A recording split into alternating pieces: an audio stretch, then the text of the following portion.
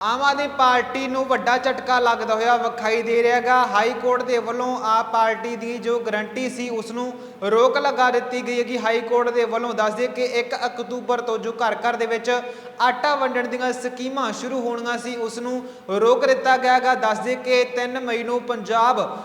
ਸਰਕਾਰ ਦੇ ਵੱਲੋਂ ਅਹਿਮ ਫੈਸਲਾ ਲਿਆ ਜਾਂਦਾ ਹੈਗਾ। ਇਸ ਫੈਸਲੇ ਦੇ ਉੱਪਰ ਹਰੀ ਝੰਡੀ ਲਗਾਈ ਜਾਂਦੀ ਹੈਗੀ ਕਿ 1 ਅਕਤੂਬਰ ਤੋਂ ਘਰ ਘਰ ਦੇ ਵਿੱਚ ਆਟਾ ਵੰਡਿਆ ਜਾਵੇਗਾ। ਸਰਕਾਰ ਦੇ ਵੱਲੋਂ ਆਟਾ ਪਹੁੰਚਾਇਆ ਜਾਵੇਗਾ, ਪਰ ਇਸ ਤੋਂ ਬਾਅਦ ਡਿਪੂ ਹੋਲਡਰਾਂ ਦੇ ਵੱਲੋਂ ਇਸ ਫੈਸਲੇ ਨੂੰ ਨਕਾਰ ਦਿੱਤਾ ਜਾਂਦਾ ਹੈਗਾ ਅਤੇ ਉਹਨਾਂ ਦਾ ਕਹਿਣਾ ਹੈਗਾ ਕਿ ਇਸ ਫੈਸਲੇ ਦੇ ਵਿੱਚ ਡਿਪੂ ਹੋਲਡਰਾਂ ਨੂੰ ਸ਼ਾਮਲ ਨਹੀਂ ਕੀਤਾ ਗਿਆ ਸੀਗਾ, ਕਿਉਂਕਿ ਸਾਰਾ ਟੈਂਡਰ ਜੋ ਮਾਰਕਫੈਡ ਨੂੰ ਦੇ ਦਿੱਤਾ ਜਾਂਦਾ ਹੈਗਾ, ਜਿਸ ਤੋਂ ਬਾਅਦ ਕਿ ਡਿਪੂ ਹੋਲਡਰਾਂ ਦੇ ਵੱਲੋਂ ਇਸ ਫੈਸਲੇ ਨੂੰ ਜੋ ਹੈ ਚੁਣੌਤੀ ਦਿੱਤੀ ਜਾਂਦੀ ਹੈਗੀ ਹਾਈ ਕੋਰਟ ਦੇ ਵੱਲੋਂ ਅਤੇ ਹਾਈ ਕੋਰਟ ਦੇ ਵੱਲੋਂ ਫੈਸਲਾ ਲਿਆ ਜਾਂਦਾ ਹੈਗਾ ਅਤੇ ਇਸ ਫੈਸਲੇ ਦੇ ਉੱਪਰ ਫਿਲਹਾਲ ਰੋਕ ਲਗਾ ਦਿੱਤੀ ਜਾਂਦੀ ਹੈਗੀ। ਸਰਕਾਰ ਦੀ ਇਸ ਗਰੰਟੀ ਦੇ ਉੱਪਰ ਰੋਕ ਲਗਾ ਦਿੱਤੀ ਜਾਂਦੀ ਹੈ ਅਤੇ ਅਗਲੀ ਸੁਣਵਾਈ ਜੋ ਹੈ 28 ਸਤੰਬਰ ਨੂੰ ਹੋਵੇਗੀ, ਜਿਸ ਦੇ ਬਾਅਦ ਵਿੱਚ ਕਿ ਅਹਿਮ ਹੋਰ ਵੀ ਫੈਸਲੇ ਹੋ ਸਕਦੇ ਨੇ। ਅਤੇ ਇਸ ਫੈਸਲੇ ਵਿੱਚ ਗੱਲ ਕਰੀਏ ਡਿਪੂ ਹੋਲਡਰਾਂ ਦੀ ਤਾਂ ਡਿਪੂ ਹੋਲਡਰਾਂ ਦਾ ਕਹਿਣਾ ਹੈਗਾ ਕਿ ਇਸ ਫੈਸਲੇ ਦੇ ਵਿੱਚ ਉਹਨਾਂ ਦਾ ਕਿਤੇ ਵੀ ਨਾਮੋ ਨਿਸ਼ਾਨ ਨਹੀਂ ਅਤੇ ਨਾ ਹੀ ਉਹਨਾਂ ਦੇ ਕੋਲੋਂ ਇਸ ਨੂੰ ਪੁੱਛਿਆ ਗਿਆ ਹੈਗਾ ਅਤੇ ਇਸ ਫੈਸਲੇ ਦੇ ਵਿੱਚ ਉਸ ਨੂੰ ਤਕਰੀਬਨ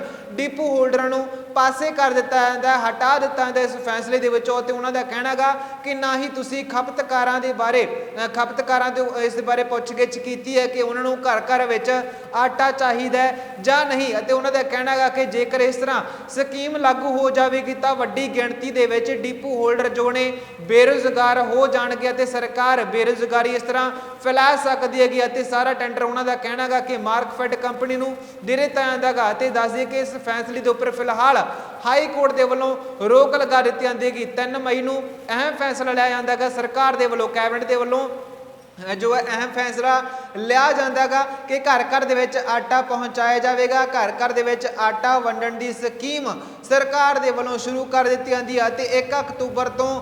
ਜੋ ਹੈ ਪੂਰੇ ਦੇ ਪੂਰੇ ਪੰਜਾਬ ਦੇ ਵਿੱਚ ਇਹ ਸਕੀਮ ਲਾਗੂ ਹੋ ਜਾਣੀ ਸੀ ਅਤੇ 1 ਅਕਤੂਬਰ ਤੋਂ ਘਰ ਘਰ ਦੇ ਵਿੱਚ ਆਟਾ ਪਹੁੰਚਾਉਣ ਦਾ ਜ਼ਿੰਮਾ ਸਰਕਾਰ ਦੇ ਵੱਲੋਂ ਉਠਾ ਲੈਣਾ ਸੀ। ਪਰ ਇਸ ਤੋਂ ਬਾਅਦ ਜੇ ਗੱਲ ਕਰੀਏ ਡਿਪੂ ਹੋਲਡਰਾਂ ਦੀ ਤਾਂ ਡਿਪੂ ਹੋਲਡਰਾਂ ਦੇ ਵੱਲੋਂ ਇੱਥੇ ਰੋਕ ਲਗਾਉਣ ਦੇ ਬਾਰੇ ਫੈਸਲਾ ਜੋ ਲਿਆ ਗਿਆ ਹੈਗਾ ਸਰਕਾਰ ਦੇ ਵੱਲੋਂ, ਹਾਈ ਕੋਰਟ ਦੇ ਵੱਲੋਂ ਜੋ ਫੈਸਲਾ ਲਿਆ ਜਾਂਦਾ ਹੈਗਾ ਇਸ ਫੈਸਲੇ ਦੀ ਜੋ ਹੈ ਸਖਤ ਬਚਾਅ ਕਿਹਾ ਜਾਂਦਾ ਹੈਗਾ, ਆਪਣਾ ਰਾਹਤ ਮੰਨੀ ਜਾਂਦੀ ਹੈ ਉਹਨਾਂ ਦੇ ਵੱਲੋਂ। ਡਿਪੂ ਹੋਲਡਰਾਂ ਦਾ ਕਹਿਣਾ ਹੈਗਾ ਕਿ ਜੇਕਰ ਇਹ ਫੈਸਲਾ ਲਾਗੂ ਹੋ ਜਾਣਾ ਸੀ, ਜੇਕਰ ਇਹ ਸਕੀਮ ਲਾਗੂ ਹੋ ਜਾਣੀ ਸੀ ਤਾਂ ਵੱਡੀ ਗਿਣਤੀ ਦੇ ਵਿੱਚ ਡਿਪੂ ਹੋਲਡਰ ਜੋ ਨੇ ਉਹ ਬੇਰੁਜ਼ਗਾਰ ਹੋ ਜਾਣੇ ਸੀ ਅਤੇ ਨਾਲ ਹੀ ਉਹਨਾਂ ਦਾ ਕਹਿਣਾ ਹੈਗਾ ਕਿ ਜੇਕਰ ਜਦੋਂ ਇਹ ਫੈਸਲਾ ਲਾਗੂ ਕਰਨਾ ਸੀ ਤਾਂ ਡਿਪੂ ਹੋਲਡਰਾਂ ਨੂੰ ਇਸ ਦੇ ਵਿੱਚੋਂ ਹਟਾ ਦਿੱਤਾ ਜਾਂਦਾ ਹੈਗਾ ਅਤੇ ਕੋਈ ਵੀ ਉਹਨਾਂ ਦੀ ਕੋਈ